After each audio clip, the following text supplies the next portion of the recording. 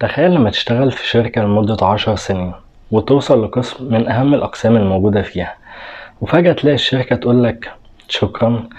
ده بالظبط اللي حصل معايا، والصراحة كانت نقطة تحول كبيرة جدا في حياتي. أنا أحمد عمران، والنهاردة أحكي لكم ليه اتعلمت برمجة.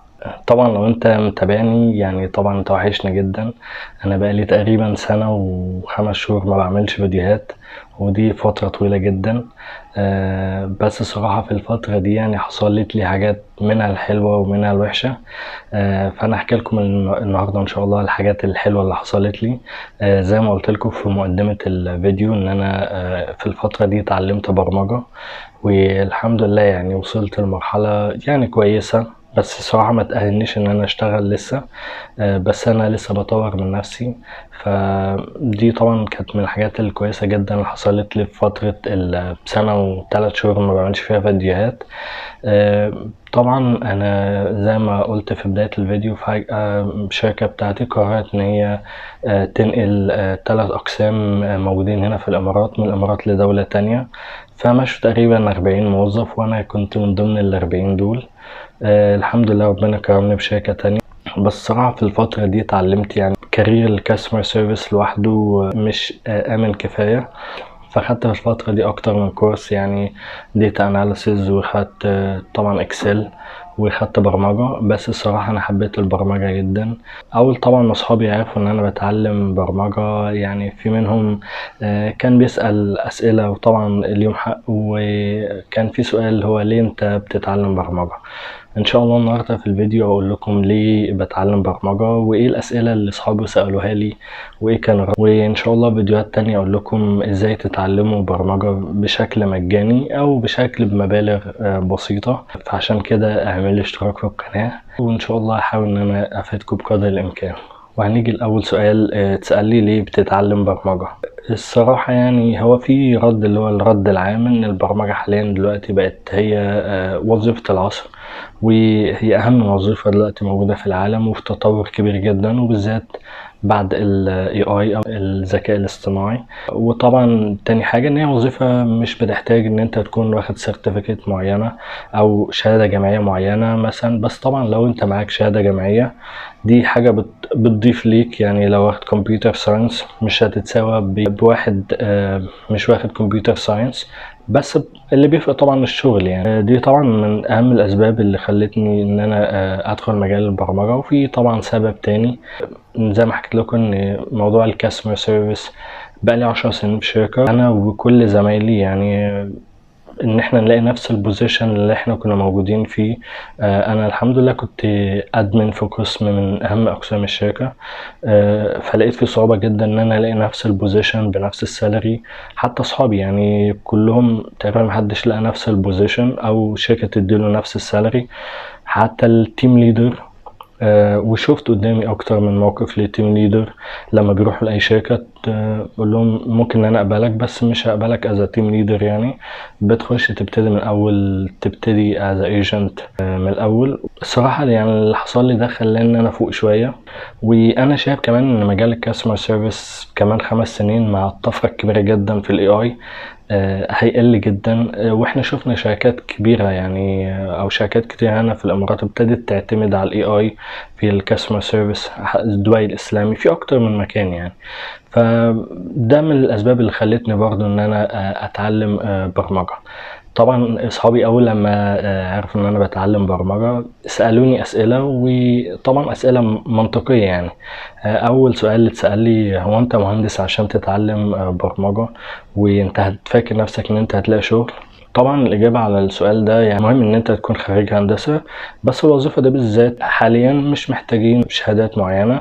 ممكن لو انت اثبتت ان انت متفوق وشاطر وعندك كرياتيفيتي قادر ان انت تكون بروجرامر كويس، شركات كتير جدا بتقبلك. مش شرط ان انت تكون خريج جامعة معينة. في اشهر حد يعني بابا المجال باشمهندس اسامة زيرو، هو خريج معهد وشغال بروجرامر وبيدي كورسات، تقريبا اشهر كورسات في مجال البرمجة وهو خريج معهد. وبالنسبة لان انت تلاقي شغل البرمجة كمان ان انت ممكن تلاقي فيه فريلانسر ودي مش بتكون متطلبة ان انت تكون خريج جامعة. في شركات ما بتكونش مشترطة ان انت تكون خريج هندسة. تاني سؤال اتسأل لي: انت بتضيع وقت على الفاضي؟ المجال ده صعب جدا.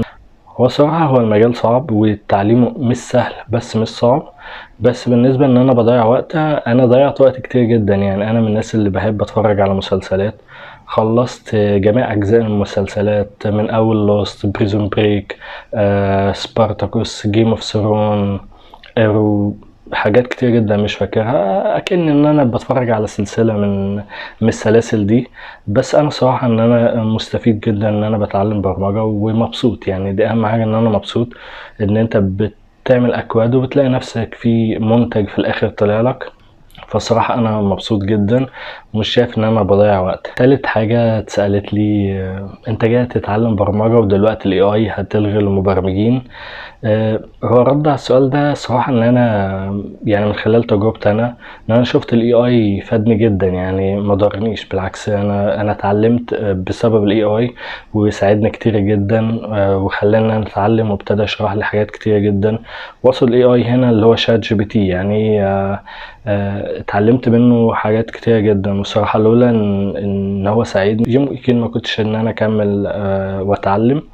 بالعكس انا شايف ان ال AI بالعكس ان هو بيطور المبرمجين، بيسهل الدنيا عليهم، بيخليهم يعملوا كلين كود. انا شايف ان هو ضاف للمبرمجين. هو عامة ال AI هيغير من وظائف كتير جدا او من الشكل بتاعهم، ومن ضمنهم المبرمجين. ممكن يقلل عدد المبرمجين، بس انا شايف ان هو مش هيلغي المبرمجين. بالعكس انا شايف ان هو ضاف ليهم كتير جدا. طبعا في اسئلة كتير جدا يعني مش فاكرها، بس عامة انا مبسوط جدا ان انا بتعلم البرمجة. والصراحة نفسي ان انا اساعد الناس او اقول للناس ازاي ان هم يتعلموا البرمجة، ممكن بشكل مجاني او بمبالغ رمزية.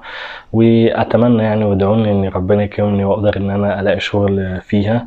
طبعا انا حاطط لنفسي يعني تايم فريم ان انا ابتدي ان انا ادور. فهو انا حاليا لسه في مرحلة التعلم ولسه واخد سيرتيفيكت از فرونت اند. وهسيب لكم طبعا هو يعني فيديو بسيط كده، ده اخر بروجكت انا سلمته. انا مبسوط جدا للمرحله اللي انا وصلت لها، وان شاء الله ربنا يكرمني وابتدي اطور من نفسي. الفيديو ده هو الفاينل بروجكت اللي انا بسببه خدت السيرتيفيكت، وتقريبا خدت تقييم 9/10. هو طبعا يعني ده بيكون تقييم تحفيزي يعني، بس الحمد لله. ما تنسوش بعد ما تتفرجوا على الفيديو تعملوا لي سبسكرايب، عشان ان شاء الله اعمل لكم فيديوهات كتير جدا عن مجال البرمجة. سلام. Hello, I'm Ahmed Amran. Today I'm presenting my final assignment for the front end course. Today I'm doing the e-commerce. First, I will start with the registration. I must put my name and my email address. It's random email address for test. Then I will put a password. Then I will confirm the password.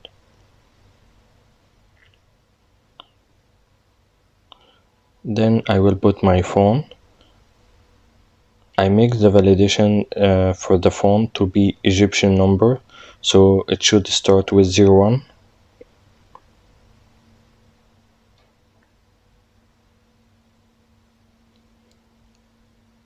Okay, after I make the registration, it will direct me to the login page. I will put my email address,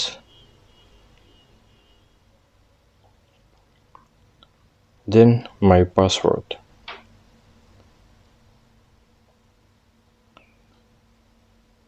After I log in, it will direct me to the home page. As I mentioned, it's e-commerce, so it has a lot of brands and categories. Here are the products.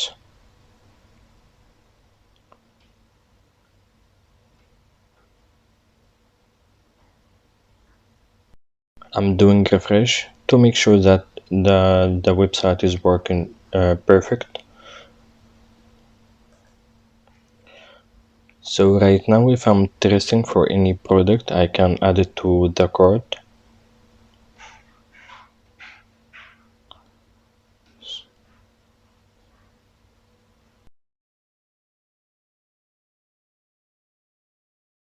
Okay, and this is the cart, 3 items. After you select the cart, I found that the number of cart items 3 and the total price. If I wish to remove any product, I can remove it, and the number of cart it will be decrease also the total price. Right now, if I want to purchase, I can select the option. I will put my details like my address, then my phone.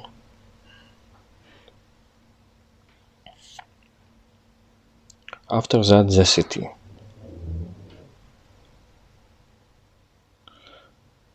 There is 2 options to pay cash or pay online. For example, if I select the pay online, it will direct me to the payment page. There is the total amount, and that's my email address. Here I put the card details.